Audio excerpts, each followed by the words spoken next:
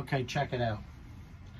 Refinishing a polyester coated Fender Mexican Telly with nitrocellulose lacquer. So this, I just wanted to show you how to spray it. What I've learned in my humble experience. I've done about 4 guitars in my time, which isn't a lot, but enough to make a lot of mistakes. And you know, I've learned a few things, so I thought I'd share those with anybody else thinking about pulling off that heavy polyester coating and re-nitroing. So I think what you can see here is I've basically got in the neck pocket here, I've got this piece of wood screwed into the body. And actually at the manufacturing there was actually a couple of existing holes, not including the ones where the the neck plate goes on, which were already there, so I didn't actually have to add any new holes. I just lined them up and attached this thing, and it's just a stick so I can hold this without touching the body. With nitro, you never ever touch the nitrocellulose lacquer when it's wet. Always let it dry and fix any blemishes or drips or mists or whatever. So that's an important note. But yeah, you need something you can use to handle and manipulate it without touching. So that's what this is, and I just have it hanging here in my shed, which probably could be a little cleaner, but you know, it's not bad. It's not overly. It's kind of a calm day out here. I'm outside. It's not really windy. There's not a lot of pollen floating around in the air, which is good. You can see that, you know, got a garbage bag here. That was catching some of the mist from the vintage white undercoat that I had applied. Right now I'm on my, like, I guess it would be my 5th coat of clear coat. And so what I'm using, some free promo for my friends in Ontario here, the Oxford company. They make a great lacquer product, like really good. I've tried some others, this for me by far the best. And it's nice to be able to get something locally too. So anyways, I just pulled this out of a warm bucket of water. And according to the pros, if you can spray your nitrocellulose when it's warm, the liquid itself being warm, like a baby bottle in a bath kind of thing. I just got it in this little jug. Apparently it reduces the incidence of drips and what's called an orange peel texture, which looks just like an orange peel. It's kind of like just like an orange peel texture. Anyways, and so I've been doing that on this, and it seems to be working pretty good.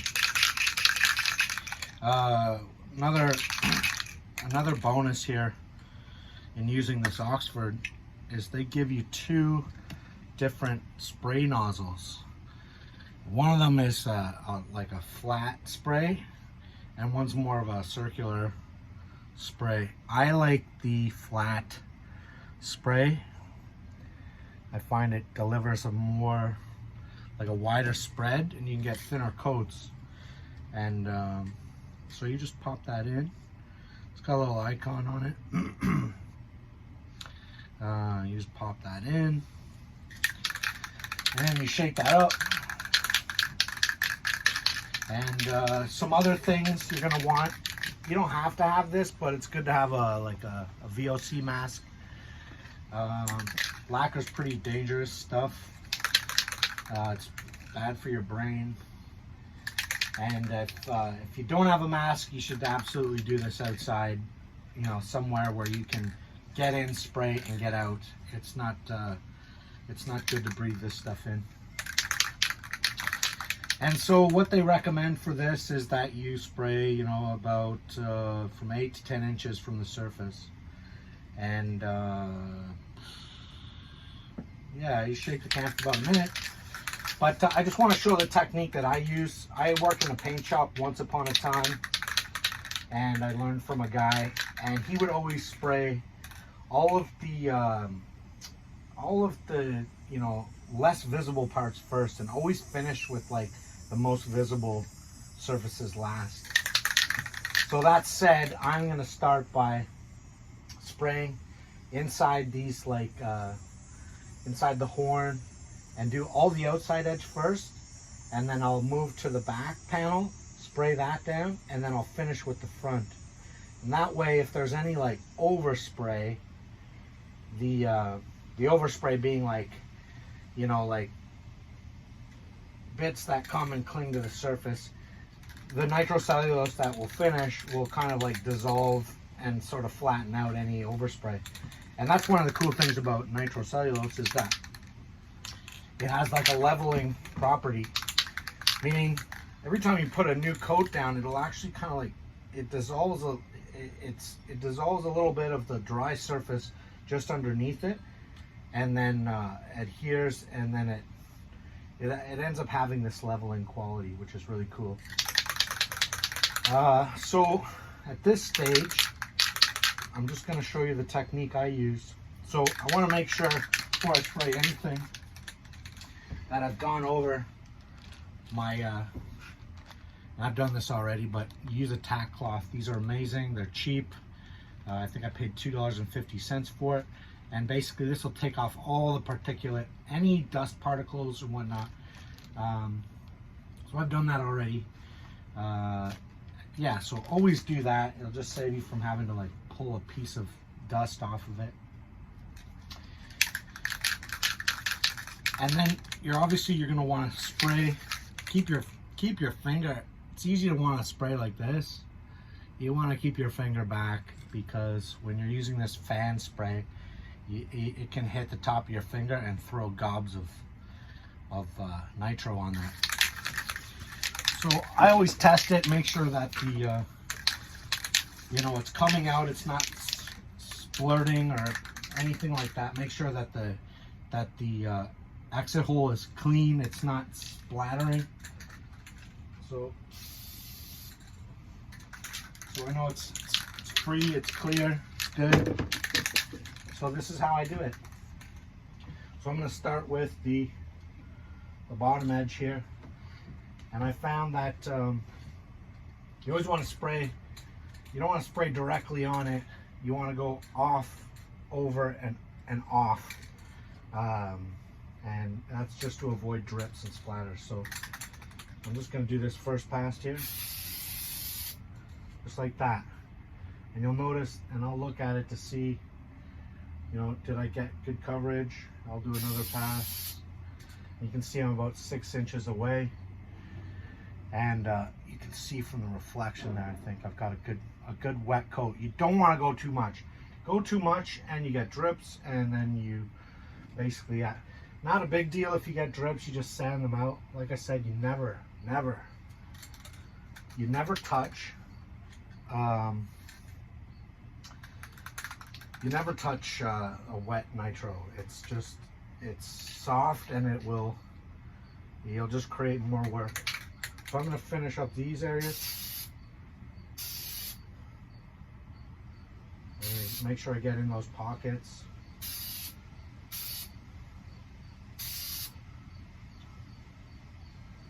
Get that horn. Now I'll do the edges, same thing. I'm kind of like, instead of going, right now my fan is like this, so I'm basically tipping it off at about, I don't know, 20 degrees to sort of minimize the waste. But I'm always starting outside. You can see I got a good coverage there.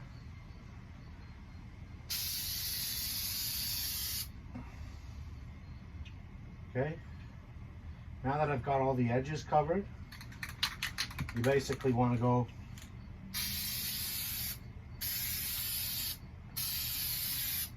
and I'm stopping at each pass. That's an option. You don't have to, as long as you can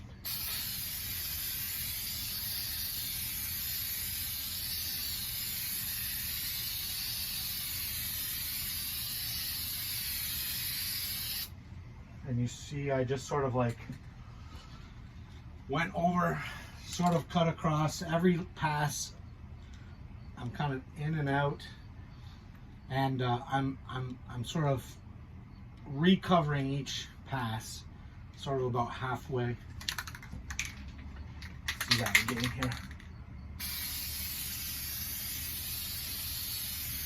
And you can see I want to get close enough that I'm not getting like a pile of dried. If you're too far away, you're gonna get the lacquer's gonna start to dry before it hits the surface, and you're gonna get a dusty finish. If you get too close, you're gonna get drips. You kind of want to be in that sweet spot, like they say on the can, 8 to 10 inches. And of course, once you've done that, don't touch it. Let it dry. I do no more than 3 coats in a day. This is going to take a week to clear coat probably. By the time I probably put about 20 coats of clear coat. I'll lay down 3 coats in a day.